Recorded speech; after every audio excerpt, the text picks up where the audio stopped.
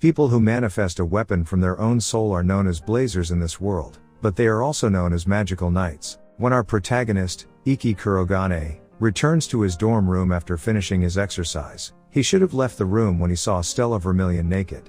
To be fair, Iki instead showed her his own body. As a result of this incident, they were called to the director of the Hagan Academy Kurano. Iki then apologized and told them to accept any punishment for the incident. But as a punishment for what happened, Stella demanded that he should give up his life. Iki can't believe how unreasonable Stella is for such a small thing. So she snapped and was about to burn Iki for staring at her naked body, but it was because Iki had never seen anything so beautiful before that kept staring at her. This calmed her down, and the room where they got into this misunderstanding is both of their rooms. They are roommates assigned by the academy, but Iki was perplexed because roommates are usually of the same rank. Iki is a rank F, and Stella is a rank A. Iki is also known as the worst and weakest member of the academy. And that is the point of pairing, but if they are not comfortable, they can leave the academy. So Stella made some ground rules, the third of which was pretty much asking Iki to commit suicide. The third rule is that Iki can't breathe, which Stella believes she gets violated by breathing the same air as Iki. So the director Kurno suggests that they should settle things with the old-fashioned way, with a duel. So Stella made a wager that whoever wins will be the master and whoever loses will be a servant for the rest of their lives. Stella Vermilion is a princess from a small country with no opponents at her level, so she decided to study abroad and came to Japan. Everyone expected Iki to lose, and there weren't many spectators. Then the fight between a rank F and a rank A begins. As the fight began, Iki began observing her every move, every swing she made, and copies it perfectly. Stella was surprised that Iki replicated her moves perfectly, so Iki tells that when he was a child, no one was willing to teach him anything, so he had to learn everything himself. Then Iki had a chance to defeat her, but Stella possesses brute force as well as magical powers.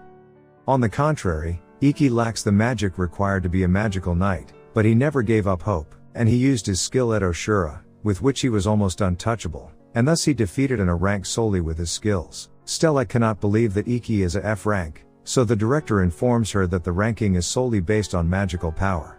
But, with his skill and F rank, the director only stated that Iki had a difficult time, but he never gave up, and she can even learn a lot for Iki.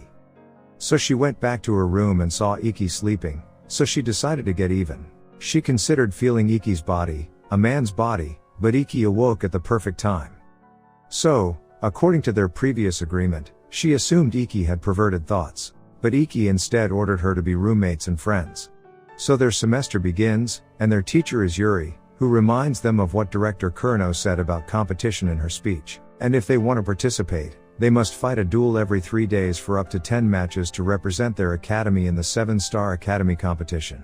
Yuri was the reason Iki was able to join the academy, but he was unable to attend classes in the last year because no one could measure Iki's powers. Then Kagami arrived and began clinging to Iki for an interview. She wanted to start a newspaper club and chose Iki as her first topic. But Stella became envious. But Iki's sister also enrolled in the academy because she adores her brother and kissed him in front of everyone to express his feelings for Iki. Her love is so strong that she wanted to sleep with Iki, so Stella separated them.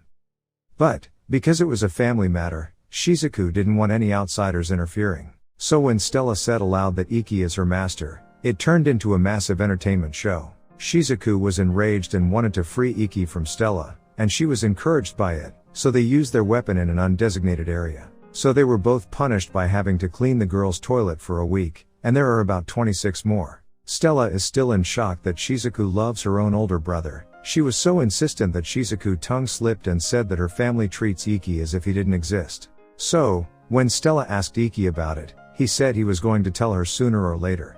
Iki reveals that his Kurugane family created an amazing magic knight, but he didn't have their gift, so his own family treated him as an outcast, never considering him a member of the Kurugane family.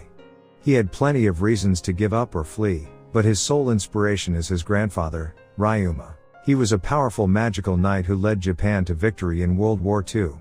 Despite this, his family interfered with his academy life. The Kurugane family conspired with the academy's previous director to impose a rule requiring students to meet certain standards in order to attend class, and as a result, he was unable to attend any classes the previous year, preventing him from graduating. But Stella was there to comfort him, and Shizuku met with his roommate Arisween Nagin, aka Alice. Shizuku immediately opens up about her problem with Alice. Shizuku has witnessed her family's treatment of Iki since she was a child. So she resolved that she would be the one to shower Iki with all the love he deserved. Alice was gracious and he wholeheartedly supports Shizuku. Stella joined Iki in the bath with the excuse that she is Iki's servant. But things got out of hand when her top fell off and Iki had to pay for it. As they both finished their training session, Stella wanted to ask Iki out on a date over the weekend, but Shizuku beat her to it and asked Iki first, so Stella was also resilient and joined in. There, Iki met Alice for the first time, and when she saw him, he tried to make a move on him, but both Stella and Shizuku were not pleased. They were having a good time in the mall, but then when Alice and Iki were in the restroom, a swarm of attackers took over the entire mall and held everyone hostage. However, Alice's ability was shadow control, with which he could also travel and get to where everyone was held hostage. Shizuku told Stella not to do anything because she was building a barrier that would take time to complete. However, Stella steps up to save a child from an attack, but she was at a disadvantage because they had hostages. Their leader, Bisu, told Stella to strip naked or else the mother of that child would die. Stella had no choice but to save the mother of that child.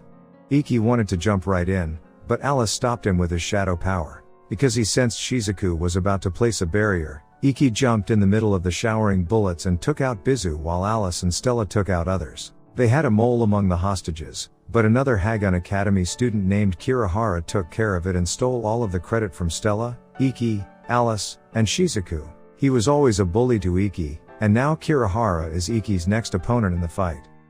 Kirihara has the ability to conceal everything about himself, including his smell and movement, in order to fight his opponent, and this makes him the worst opponent for Iki. If it had been Stella, he would have had no chance against her due to her range attack, but Iki doesn't have magic like that and must rely on his skills. Alice did some research on Iki and discovered about Iki and Kirigara, so Iki reveals his family's collusion with the previous director to kick him out. Kirihara took advantage of his situation at the time and bullied Iki in public. If he had drawn his sword to defend himself, he could have been expelled. But Iki has no intention of backing down, so the match begins. Kirihara used his usual trick and became invisible in the forest he created, but judging by the direction of the arrows, Iki pinched him down, so he made his arrows invisible as well, and Iki was on the receiving end of it when Kirihara overstepped his bounds and began humiliating Iki as he shot his vitality. The entire arena and everyone in it were mocking Iki for being weak. Stella, on the other hand, stood up for him. Seeing this, Iki regained his confidence and used his perfect vision to track Kirihara's every move. Then he pursued Kirihara until he became terrified and admitted defeat. So Iki won his first official match, but he collapsed unconscious due to his injury and was hospitalized. Stella expressed her feelings to Iki as he awoke, and Iki felt the same. Even after becoming lovers, Stella was frustrated that Iki had not made a move on her, such as kissing, in these 2 weeks. Furthermore, Iki was becoming more famous after winning other matches, and some girls wanted to learn from Iki. So Iki began training them, but other boys were jealous of him and wanted to cause trouble. However, they were no match for Iki, so they changed their tune and wanted to learn from him as well. So Iki didn't say no and began teaching them, and Shizuku soon joined in. Stella also wanted to learn from him, but Iki refused to teach her. She fled as soon as her heart was broken. So Iki explains his refusal, saying that her sword style is completely different and that learning his style would only hold her back. So, to continue their lessons, they all went to the swimming pool for breathing lessons. However, Stella got shocked when Kagami asked about her and Iki's relationship status. Stella initially refused, so Kagami wanted a shot at Iki, which forced Stella to confess about her and Iki. But Stella was still annoyed that they hadn't even kissed, so Kagami advised her to make the first move herself. So Kagami arranged for them to meet, and Iki expressed concern about whether they should continue in this manner. And they weren't even acting like a couple, so Iki suggested that they do something. But Stella misinterpreted it and assumed Iki wanted to end the relationship. They both admitted in their argument that they liked each other, but neither knew why they were arguing. However, as a result of their lovers' quarrel, their relationship improved. It is now time for their next match, and both of their opponents are from the student council, Ren and Ikazuchi, and so on. They even beat the student council in their match, but Alice and Iki were the first to notice that Iki had a stalker behind him. So Iki attempted to converse with her, but she panicked and injured herself. Her name is Ayatsuji Ayase, the daughter of the last samurai, Ayatsuji Kaido, a famous Japanese swordsman who won many competitions but received no attention because he was not a blazer. But Iki was ecstatic because he had learned sword technique from Kaido's videos. Ayase was having trouble with her fighting stance, so he sought assistance from Iki. Iki noticed her flaw and helped her out while they were fighting, but it was too much for her to bear. So Iki's technique worked on her. She became even stronger as a result. So they then went to a cafe to unwind, but Kurado, a veteran of the 7-Star Academy competition, was causing a commotion with Ayase. But when Iki tried to stop them, Kurado humiliated and looked down on Iki. But Iki didn't make any move, so they left. Iki's decision was correct because student council was present. They could have been in trouble if he had made a move. The following matchup was Iki versus Ayase.